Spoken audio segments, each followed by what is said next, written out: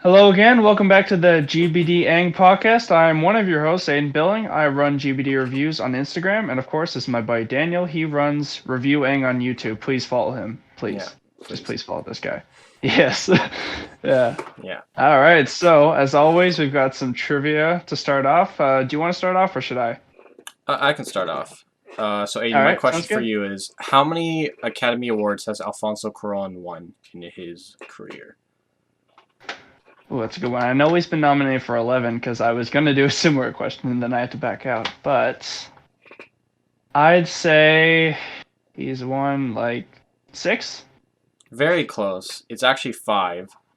Oh, So okay. Shit. he Yeah. won, I believe. So he won cinematography, director, and Gravity. best international film for Roma. Then he Mm-hmm. won best director and best editing for Gravity because he worked on both Ah, of okay, those I things. see. So yeah, All those are right his then. two awards. Good He's to know. been nominated for 11, yeah, but that's a lot. Yeah, it's very impressive considering how short of a career he's had. It's only been like what, close to 30 years. It hasn't been too long. Actually, I guess that is kind of It's a long pretty now. You long don't career, really but realize like, it. I mean, there are Yeah. like, yeah, it is a pretty long career, but Yeah. Yeah. All right. Now my question is also about Alfonso Cuarón because he's the director of our movie this week. What is his highest grossing film? I believe it's Gravity. Pretty sure it's Gravity. Close. It was Harry Potter and the Prisoner of Oh Azkaban. yeah, wait. Oh yeah, that totally makes sense. Yeah. Yeah, I Yeah. didn't even think of that. I thought I was gonna get that right, but then yeah, no, I totally forgot Yeah. about. I always forget that he directed that movie, even when we were I talking about know this it's so episode. weird, isn't it? Like I always Yeah. forget. Like I don't usually think of many of the directors of the Harry Potter movies. They're just the Harry Potter movies, but no, they have Yeah. some great directors behind those movies. That's why they're Yes, they do. I pretty really good. have to see that one again. It's probably my favorite one, aside from the last one. So, yeah. All right. So, we got some movie news today. What have you got for us? I also have some stuff, but you're usually the best at this, so let's hear what you got, man. All right, we got a first image of Doug Liman, who's the director of Edge of Tomorrow. He's also Yeah. directing Chaos Walking that's coming out this year. He's filmed Yep. another movie about a quarreling couple who are Anne Hathaway and I'm gonna mess up his name, Chiwetel Ejiofor, who was in 12 Years. Chiwetel Ejiofor. Yeah, There you go. he was Sorry, in man. I get it. 12 Years a Slave. Yep. So it's called Lockdown. It's a quarreling couple who make peace in order to take advantage of the COVID-19 pandemic and pull off a jewelry heist at a department store. So it Huh. sounds pretty interesting. Trying to Yeah, one very of the first with the filmmakers who's times. playing with the COVID concept and putting it into a movie because I think there's only been like documentaries and a couple other things, but I think this will be one of the first big narrative features to bring COVID-19 into a fictional story. Yeah, that certainly sounds interesting to be honest. I mean, like the only other thing I can think of that I saw was Death to 2020, and that was It it was wasn't a that good. really hit or miss. Yeah, it was Yeah, really there was a boring. few good I moments, like but it was Samuel L. mostly Jackson just running down the Best Picture nominees, but after that, I yeah, just got bored and stopped watching it. yeah, Yeah. me too, to be honest. Yeah, So I don't yeah. know All right. exactly who this is, but Ty Sheridan has apparently launched an AI-based production tool called Wonder Dynamics. He claims it will let indie filmmakers deliver blockbuster-level VFX on the fraction of a budget. So Oh, Ty if that, Sheridan. Yeah, no, yeah, he's Do you remember the kid from Iron Man 3, like who was in his like garage where Tony Stark was like chilling out for a bit while he was like on the run? a little bit, And yeah, he's also the kid in Jurassic World, like the little brother. not specifically, but it's yeah, Okay. but Well, you'd know him if you saw him. yeah. Like, yeah, yeah. That's really interesting, actually. I quite like that idea. What do you think about that? Yeah, I think that would be really cool if I mean, it depends like I think VFX definitely need to be used in the proper way. I don't think I like Yeah, obviously something like Avengers Endgame with its massive scale and its massive amounts of you need VFX VFX. makes it like Yeah, as epic as it is. If without VFX, that movie would basically be nothing. But yeah, um which in yeah, that way is utilized very well, but of course there are some movies that delve way too much into it, and some of the VFX can obviously look bad. But yeah, I think for indie filmmakers, especially if someone's especially trying to like work on something that would only be possible with VFX, but they don't have the money and something they want to work over time, because I think the main reason I watched a video about the main reason why VFX are usually bad, and it's usually because it's on a deadline. But since these are more yeah. flexible, likely going to be more indie studios, so they're likely going to be more flexible on jobs, there might be more opportunity to take longer times to be able to develop good VFX. So I think this could definitely be a powerful tool. Yeah, no, I totally agree. I mean, like, I think like VFX, like when used right, they're brilliant. They look very convincing. But like when they're used a bit too much, I feel like obviously a movie like Endgame, you need a ton of VFX, right? Yeah. But I feel like movies like The Terminator, right? There's places where you need VFX, and there's places where you don't. Like half of like most of Terminator 2 Judgment Day, that was all filmed practically, and that's one of the main films that stands out for me because you know that scene where the helicopter flies under the I haven't overpass? watched the Terminator, so Oh man, you're missing out. It's like yeah. all earlier films, mostly practical effects. It was brilliant stuff, and like when they do these stunts, they actually do them. And I think having that element of realism really helps like ground the movie and makes Yeah. the the action seem more believable and a little bit more tense, right? Hmm. But no, like I think a great like movie like that's kind of indie. It was actually made for $500,000. It's called Monsters, and it's directed by Godzilla director Gareth Edwards. He was also done Rogue One, a Star Wars Yeah. story. But he made this film for $500,000 and did all the VFX on his iMac, and they looked really convincing. I thought that was one of the more incredible films I've seen, to be honest. Like Yeah. with considering how much money he had to like make a convincing Hmm. looking monster film. So yeah, maybe this can expand upon that. Yeah, for sure. Yeah. Yeah. Yeah, David Fincher is actually someone I consider to be a very good user of VFX because you barely notice it. He Oh, of uses it course. to Yeah. like complete some small stuff to even some mid tier stuff. He doesn't use it for big things, and I think that's why it's so important. He adds little detail, like he adds trees into the background to Yeah. make it more realistic. That's the kind of stuff he does, and I think that's where you use its power to for the subtle things, and unless or you just completely delve into it like something like Avengers Endgame, but. Yeah, Yeah, no, it exactly. should I be very totally agree with interesting. that. I Yeah, it got a should. few more things. Yeah. The Great Gatsby is now entering into the public domain, and this Oh my. post is asking for a Muppet adaptation of that. So basically, what that means is Oh that my certain stories God. that are old enough, I think. So the Great Gatsby is from Yeah. 1925. Everything beyond that is now for like public domains, like free property usage, since no one really claimed the rights to those specifically, and it's not owned by anyone. So now anyone can make a story about the Great Gatsby. And Yeah. yeah, so a Muppet Uh, adaptation is something people have been asking for. Apparently, I don't know about that, but very interesting. honestly, like, yeah, it's certainly interesting though, because especially like the Muppets did a version of A Christmas Carol. I thought that was kind of funny. I actually have that on DVD, and I watch Hmm. it every Christmas. So I mean, like, they did a good job with that. They turned it into a musical, which I thought would be weird, but it's actually not that bad. So Yeah, I mean, like, maybe they could do something good with this, to be honest. yeah, and I think Yeah, The Great Gatsby is a pretty good story, and I think it could definitely be a more interesting movie than some of the stuff that's already yeah, been put out. So I would look forward to something like that. I'm yeah. gonna quickly move on I to actually have something if you want oh to quickly discuss it. Okay, so yeah you may have already heard about this, but oh, hold on, low power remote. You may have already heard about this, but the new Suicide Squad film that's coming out, I believe, yeah, this year has been confirmed for an R rating. I just want to know, like, what are your thoughts on that? Do you think that it's trying to like it may be trying to copy Deadpool too much, or like, do you think it's going to be used like I should rephrase that. Sorry. Do you think it's going to be used well, the R rating, like Deadpool yeah. had like used the R rating, or do you think it's going to be bad, like how the Harley Quinn movie used it? Yeah, I don't know. I think it's definitely interesting. It like the main power of the R rating is allows you to do things that obviously like PG-13 superhero movies can't do. And I think Joker did that Yeah, pretty well. I don't yeah, think it was too gratuitous. It didn't delve it into that too much. It used violence when it needed, and it used swear words when it needed to like add more griminess to this world.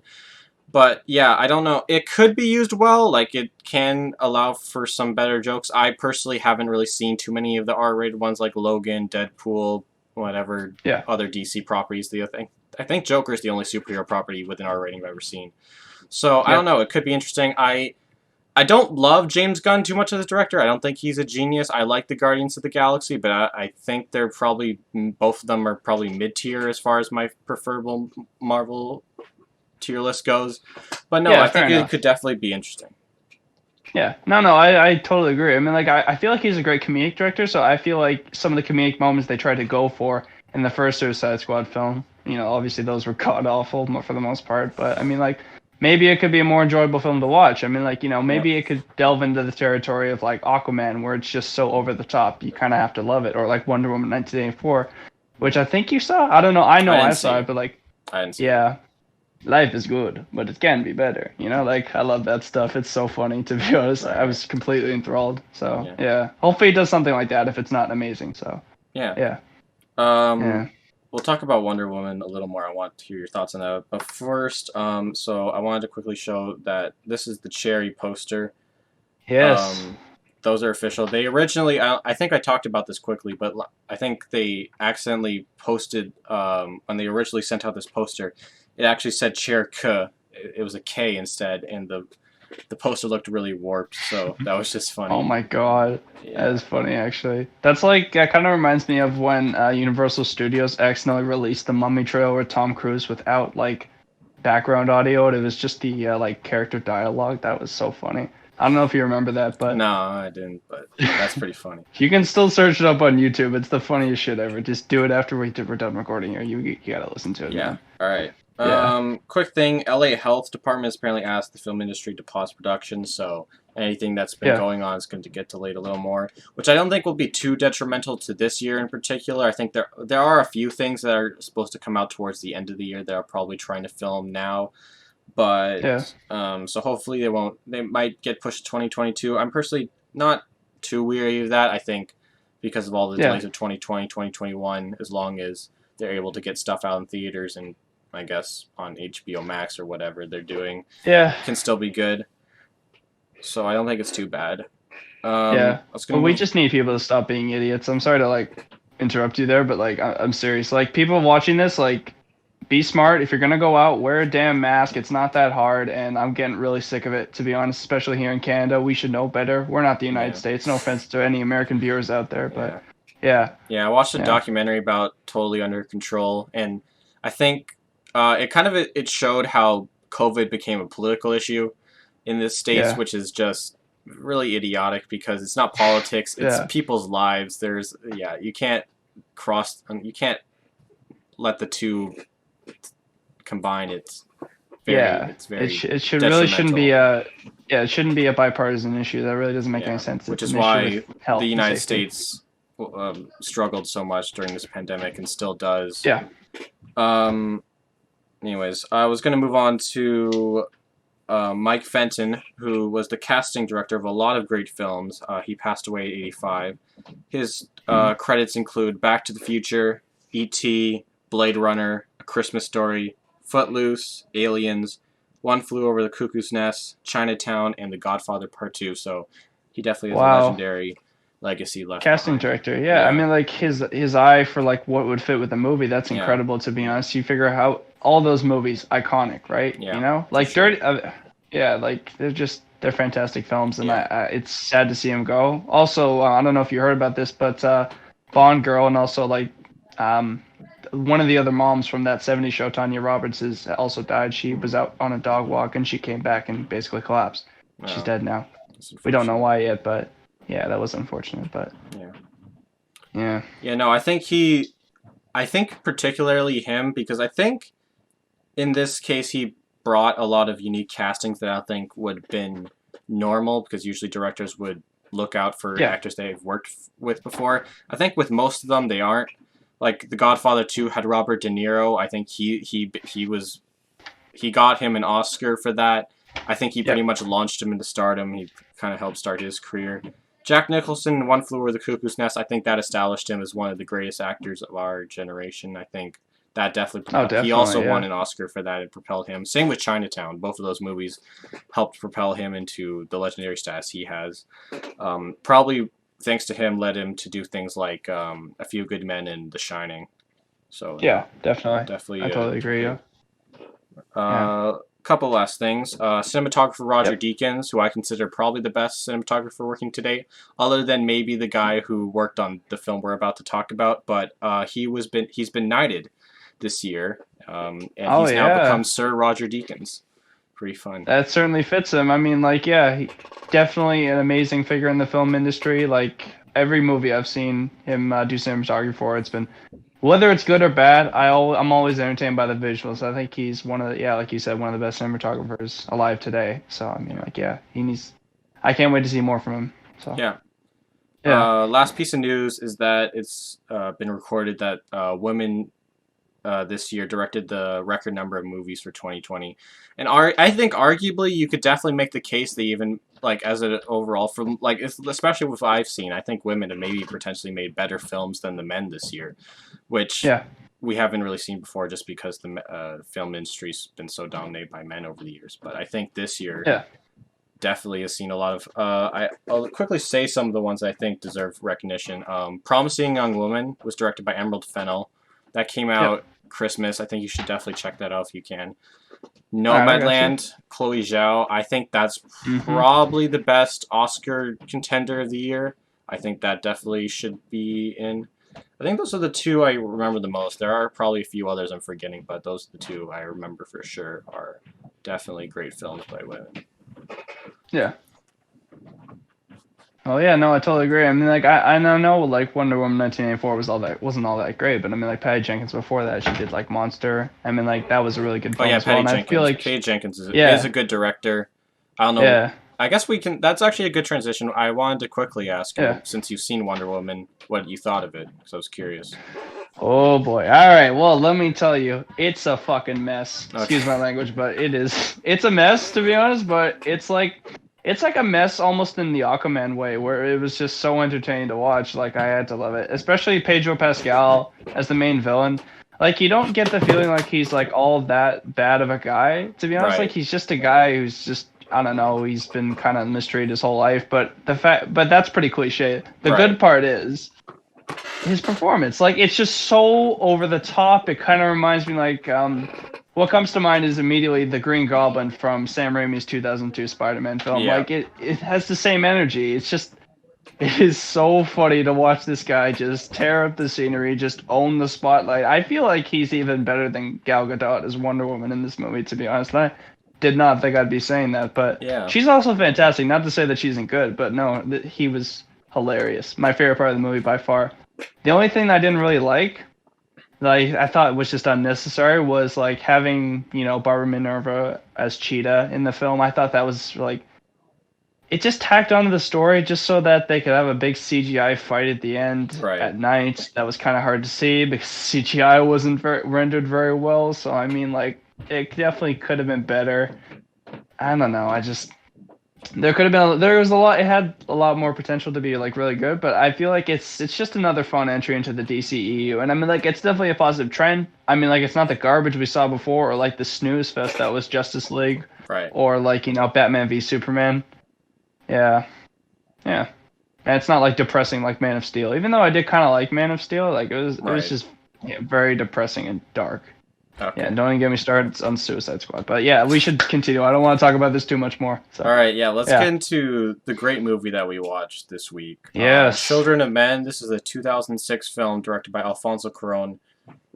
Also helped written by him and a bunch of other people. Trying to Colin remember Firth. who it was Not based on Colin a Firth. book. Sorry. Yeah. Yeah, there was a lot of screenwriters on this. I'm trying to Yeah. remember Why did I say who. Colin Firth? I meant P.D. what's it called? James. So Yeah. P.D. James was the one who Yeah. wrote the book it's based on. Yeah.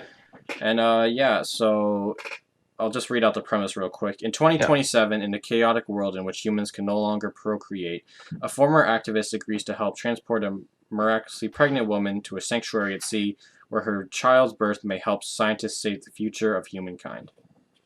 Yeah. I mean, like simplistic sounding story. That's exactly what it is. It's a point A to point B story with a little bit of backstory sprinkled in there, and I think there's Yeah, nothing wrong with that. yeah, It was very concise. It was straight to the point, and I liked it. The story always feels like it's moving. It doesn't feel like it's stagnating, and I think I like that a lot about the film, among yeah. other things. But what did you think about it? Yeah, no, I think this is a really great film. I think it's one of the better things I've seen this month, maybe even this year. I personally gave it like 5 stars. It was an amazing movie. There's Yeah. so much to talk about. I might as well get into it. Yeah. So Falzo Cuarón is a guy who I haven't loved his movies too much. I've seen Gravity and Roma before that. I've told you.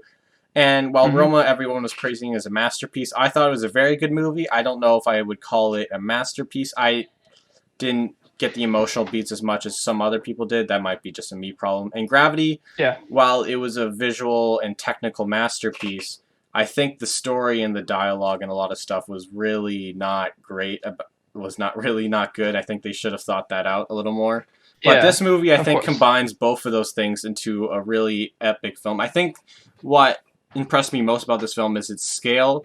Something like Blade Runner 2049 is something I'd compare it to because it creates this Yep. whole world. Like it uses production design and visual effects to create an entirely different world from our own.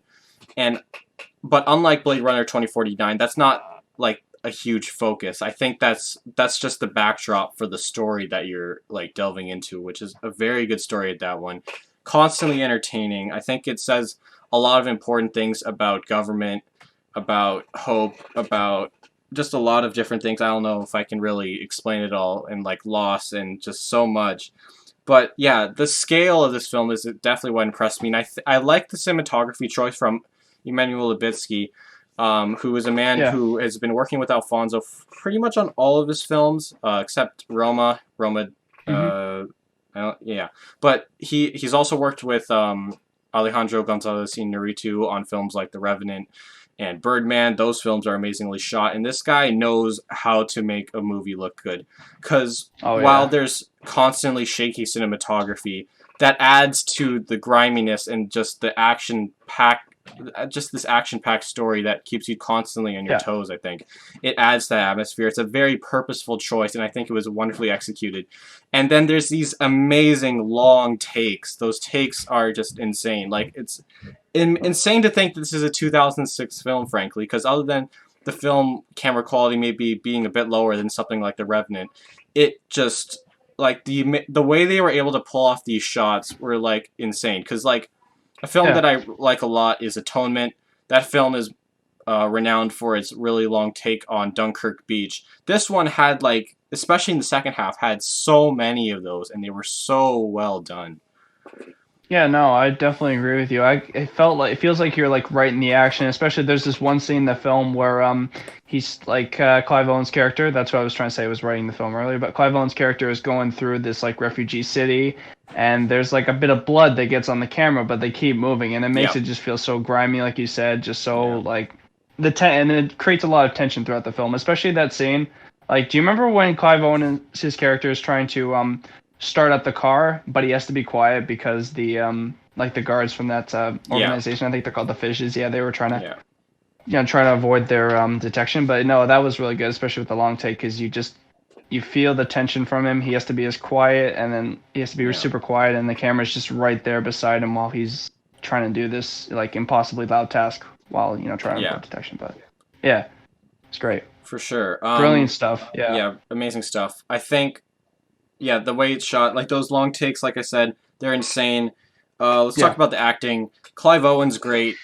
yeah. He I'm is kind of surprised he hasn't been in more films. I don't know what else he's been in. Let me quickly check. I haven't Gemini Man, seen it. He's been unfortunately. in Sin City, The Bourne Identity, Inside Man. Yeah, he hasn't been in too much that I would consider worthy checking out, but he's pretty great in Yeah, this film. I think he's definitely worthy of being in other films like this.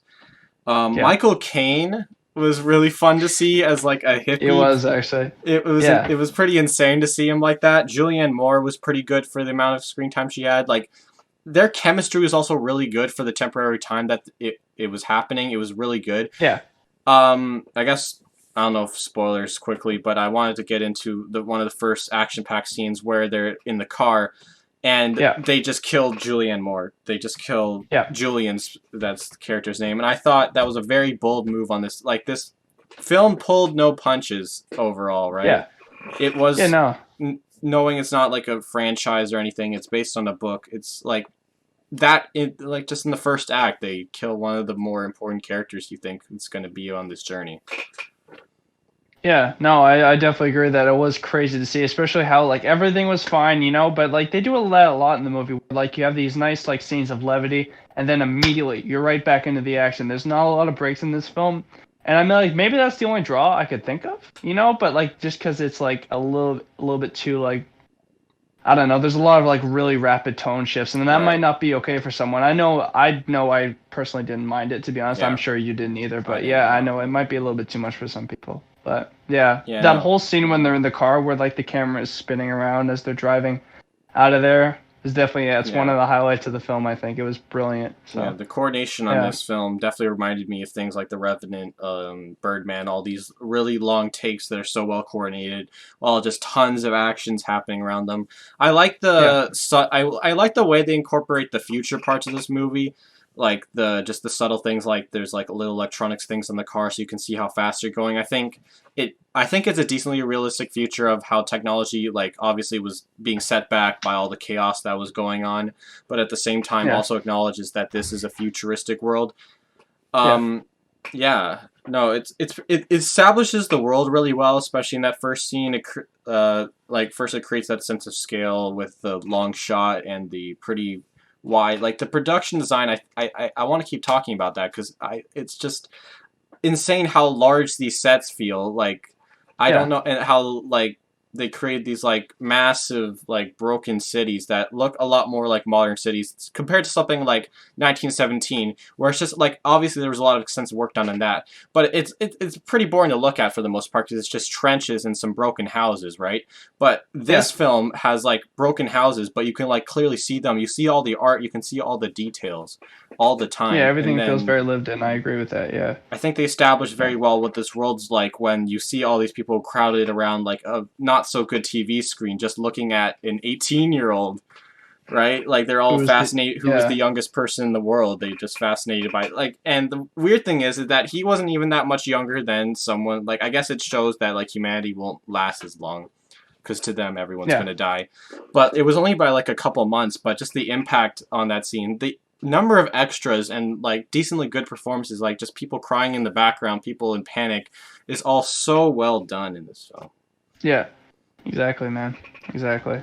Yeah, no, that first scene was like it just like draws you right into the tone of the movie. Like you know Yeah, exactly what it's gonna be after from that moment on. yeah, Because you know, you get that like sort of mundane experience at the coffee shop he's just ordering while you know, there's like stuff setting up the world in the background, right? And yeah. then to further build on that initial world setup, the coffee shop blows up and you Yeah. know exactly It what's gonna sets happen the throughout the rest of the film. yeah, it works for the plot and helps set the tone of like something a little mundane, you're in this chaotic world and then something just blows up, right? Yeah. It helps set the tone for the rest of the movie because that's kind of how it goes. Yeah. Um yeah, this it's insane that this movie was from 2006. I have to say that again. Like this I movie is know. so Yeah. well done. I just You know what the like worst part about this is? what? Unfortunately, this movie went unseen by Yeah. many people at the time, and still goes like unseen by a lot of people. And Mhm. I don't understand why. Like Yeah, I heard that maybe it's because like it apparently wasn't promoted very heavily, but at the right. same time, I mean like I'm surprised it hasn't like you know gotten like a cult following over the years. Like it's truly one of Yeah. the 21st century's best films. I don't understand like why more people don't talk about it. Yeah, for So sure. Like yeah, something like I don't know if it's unfair to compare them, but Denis Villeneuve and Alfonso Cuarón is two people I always considered pretty somewhat similar directors. They're doing a lot of stuff. They're always doing different new stuff. They also have that kind of long take signatures.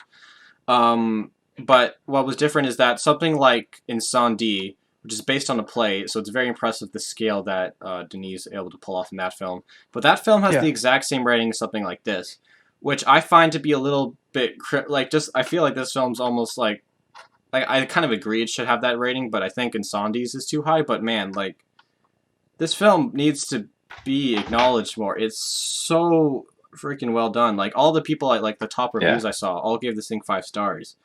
Like you said, it needs to be acknowledged more. It's like it was only made for like $37.5 million, which is like like that's a lot less than I something understood like it was like 76, and then it only made 70. Are you sure? I it was like 37.5. It was pounds. It was Oh, it's it's pounds. like in great. Yeah, Okay. that's the Well, statistic you I see, got. I got my statistics from Wikipedia. Those aren't Yeah. always accurate, so I do apologize for that. Yeah, Then, I don't yeah, know where the yeah, pounds one was from either, but yeah, no, yeah, like it felt like a lot less than something like well, not maybe that a lot less, but a lot something somewhat less than something like Gravity. But I think this film yeah, does a lot more impressive things than Gravity. While it's very impressive to have smooth camera work in space, I think this film like brings it down to earth but also creates something that definitely isn't Earth at the same time. yeah. Um, Exactly.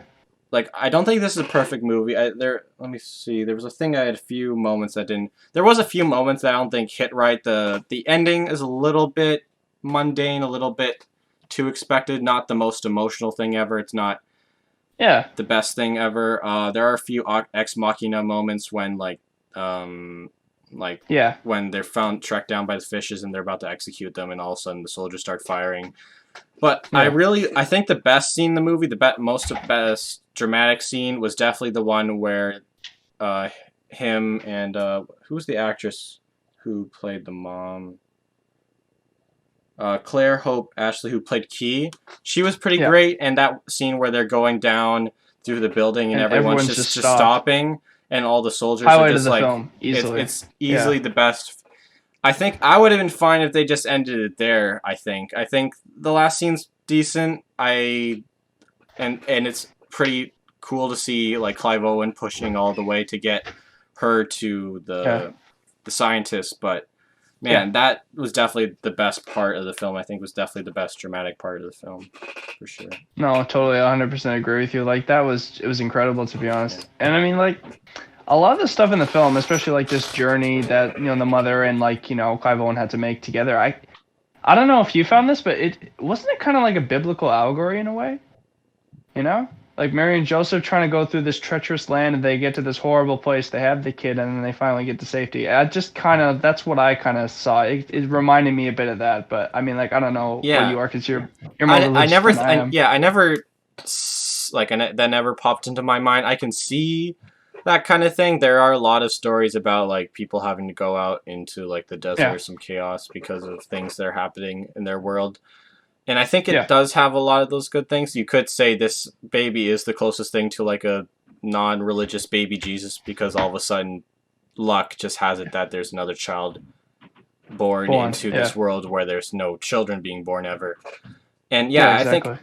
I think that's a good, like, if that was the base for the story, it was a very good one, and then he turned it into something that I think is just really incredible on a film level. I think you could definitely make a story like Mary and Joseph very interesting, and I think this film took that kind of premise and put it into a sci-fi story that was just pretty great.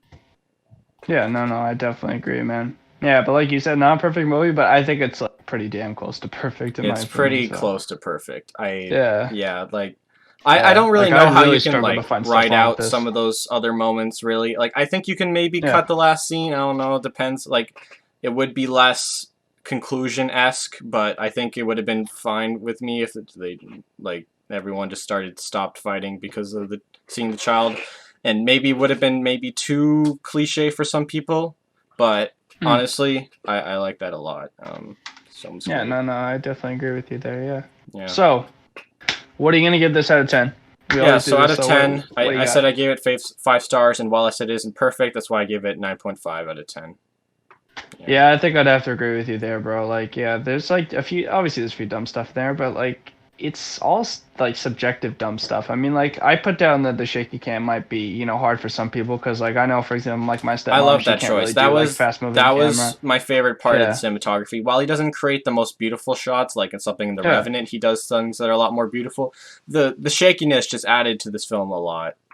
Yeah, I know exactly. Like, I personally don't mind it, but like people with like motion sickness, I know can't really do that sort of stuff in movies. And maybe that's, if you're watching this and you happen to have motion sickness, then maybe it's not for you. But I mean, like, it's not overly noticeable sometimes, but just there. Yeah. All right. I did want to mention, what was his name? Chiwetel Ejiofor. He's great in this movie. Yeah, he was actually. Yeah. Yeah. You got a lot of guys in there before they kind of got famous, Yeah, there are a few people. Like, Clive Owen hasn't really popped. I think Claire Hope Ashley, I don't think she's the best for sure, but she's definitely very good. Michael Caine's obviously a legend. Julianne Moore was obviously pretty established at that point. But yeah, I know. Charlie Hunnam, that was one of his first films, and of course we know him from Sons of Anarchy, a bunch of other films that do so well. And then, I don't think I've seen any of those, but... Yeah, well, if you saw The Gentleman, he was in that as well, but I didn't, but yeah. That's a good one, yeah. Yeah, no, this film's one of the best. I think I currently have it as my favorite film of the 2000s. That might be recency bias, but honestly, it's definitely in my top 10. I'll have to rewatch some of those other films, but man, this film is so good. It blew my mind. I expecting it to be good, but I didn't expect it to be this good. You definitely redeemed yourself for all those other movies for sure. You know. Yeah, exactly. Yeah, no, I promise I won't. I'll try not to do that again. Yeah, like I'll try and stay clear of movies I think are gonna be bad And because that's I fine. know. Like every once in a while, Yeah, like as you know, as long as you bring like when we get to watch something like this, it'll be fine. yeah, It it's a balances good out. palate cleanser. Yeah, It balances yeah. it out. Hmm. Yeah. All right. So I kind of slacked last time. It took me a while to come up with the movie to watch for next week. I'm sure you've got one right now though. So like, let's hear it, man. What do you Yeah, want to I watch next do. week? So we're gonna watch Shoplifters. This film was a pretty big competitor for Best Foreign Film. Didn't win, but it did win the Palme d'Or at Cannes Film Festival in Okay. 2018. It's a 2018 film. It's called Shoplifters. Crap. I should say the director, but I don't remember his name. He's Korean. I don't. Let Okay. me. Is it the same guy who did Parasite, or is it someone Hirokazu else? Ida. Who? What was that? Who was I No, I was talking? just gonna ask if it was the same guy who did Parasite, but then No, again, you probably would have remembered that guy. I So would have. I why do don't you remember. know? His name is a little more Yeah. easier to remember, but yeah, Yeah. no, he's a really good director. Yeah, we're gonna watch that film. It's really good. All right, sounds good. Everyone And loves it. yeah. All right. Hopefully Well, you something. guys have been listening to the GBDENG podcast. Of course, follow me on Instagram at GBD Reviews. I'm starting to make more reels and TikToks now, so stay tuned for that in case you like those sort of things. So you get to see this pretty face a lot more. And of course, please follow this sexy beast. Look at There's a the way he put up subscribe his hair button. today. Yeah. Yeah, hit that goddamn subscribe button. Turn on notifications. Like the damn video. Give him some love, guys. Let's Thank go. you. All See you right. in the next video, guys. See Bye. ya.